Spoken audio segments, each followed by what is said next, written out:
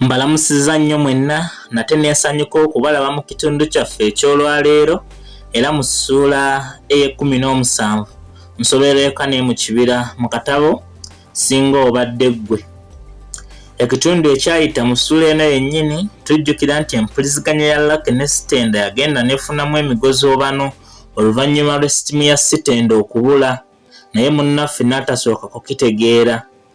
Naye ne bwe yafuna endala era tujjukira nti yasala ku budde bwe yali awa munnaffe mu kusooka ate oluvannyuma n'asirikira ddala.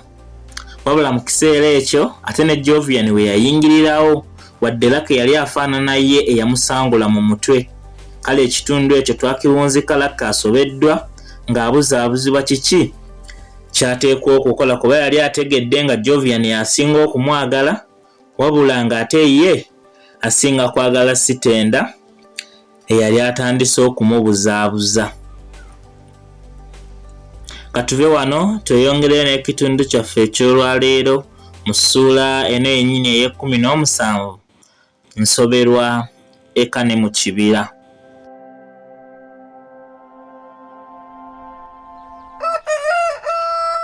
Oluvannyuma lw'okundaajanyiza ebbanga, Sitenda yaddamu okwogera nange era ku mulundi guno yantegeeza mbu ekyamukozesa ekyo yali ayagala kukakasa oba ddala nali mwagala era nti yali akizudde ewatali kubuusabuusa nga ddala bwe kyali.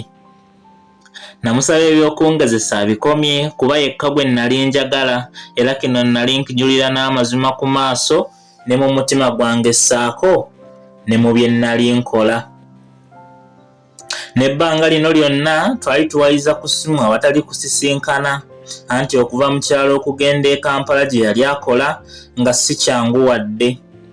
Mpozi lumu yanneekubako neefiiriza olunaku ŋŋendeyo mmulabeko oba nti mmuweereze ssente yajje mu kyala ndabe. Bino byombi byali bifaanana ng'ebisoboka naye bwe nalowooza okumukkiriza ajje ne ntyamu. Kuba saalina wa kumusuza anti nali nkyasula mu maka g'abakadde bange. Wabula ate ekyange okugenda kyali waakiri kuba ku kibuga nalinayo mwannyinaze eyali ayinza okunsuza. Era nasalawo nze mba ŋŋenda wabula ne mmulimba nga bwe nsangiddwa njagala okugendako ku kibuga nga nnina ensonga endala.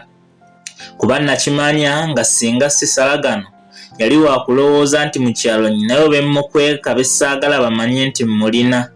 Kale wadde kyali kituufu naye nali ssaagala kukimulowoozesa. Mwannyinaze namutegeeza nga mmusaba nzikirize nsuleko ewuwo olunaku era bwe yambuuza ensonga ne ssaagala kumugamba nti nali ŋŋenda kusisinkana omwagalwa kuba kyali kya kumutabula nnyo era nga nkakasa titasobola kuŋŋanya. Bwe ntyo ne mmulimba nga bwe waaliwo mukwano gwange eyali anfunidde omulimu ku kibuga kale nga nali ŋŋenda kusooka kulaba mbeera yaago bwe beegumiikirizika nkomewo mu kyalo nkole ku nteekateeka ezisusiibula ŋŋendere ddala nkole. Teyambuuza birala nantegeeza nga bwe yali yeesunga okundaba era nansaba n'okumutwalira ku mapeera n'ensuusuuti bwe mba ŋŋenda. Nga ntegedde nti bye nnimbye mukulu wange bikutte olwo nali nsigazizza kyakulimba maama ne taata. Nasalawo obutakyusa mu bye nali nnimbye mwannyinaze kuba natya nga bayinza okuwuliziganya ate nga buli omu ayogera birala ne kibaviiramu okunneekengera era ne bannemya. Abakadde kino bwe nakibagamba baasanyuka bonna kuba nabo baali baagala okunywa ku ssukaali aguliddwa nze okusenga bo okungulira ate nga nali nkuze.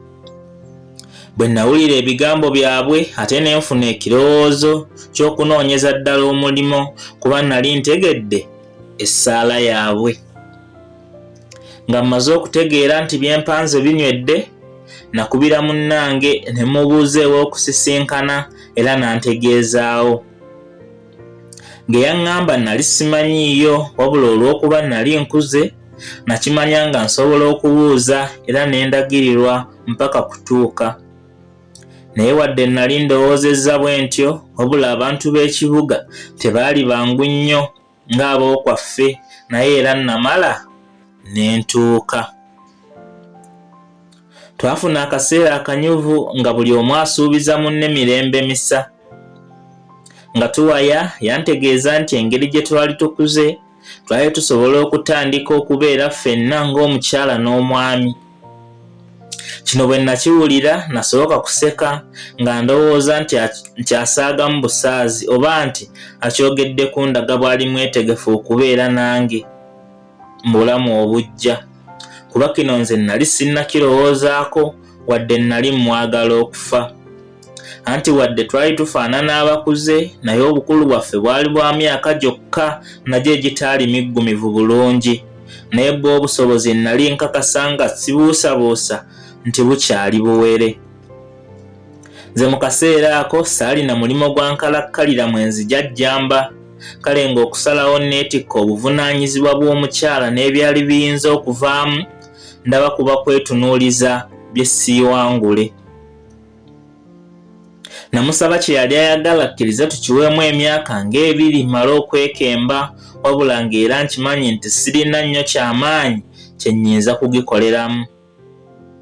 Kungulu yafaanana anyiize atayagala kuddamu kubeera yekka naye ng'omutima musanyufu kye saasooka kumanya.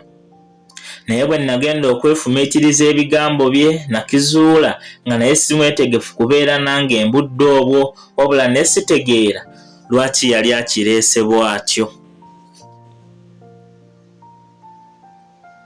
Obudde nga bweyongedde twesiibula buli omu nadda gye yali ateekwa naye nga nze essanyu lyange lyekwese mu kusoberwa okwali kunzinze.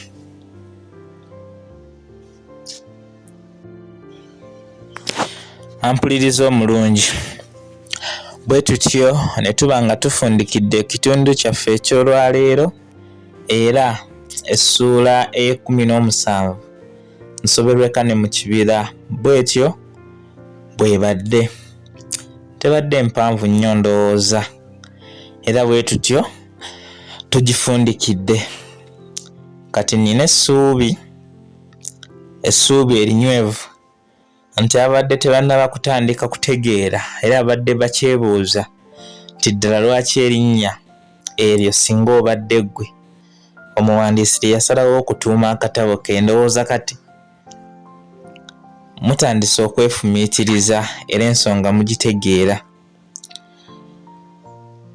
Mpaka omulundi omulala era we tunadda n'ekitundu kyaffe ekirala mu ssuula endala e18. Ensisinkano teba ya lumu. Atakumira mpeera abankuumire mubeere bulungi era mweraba.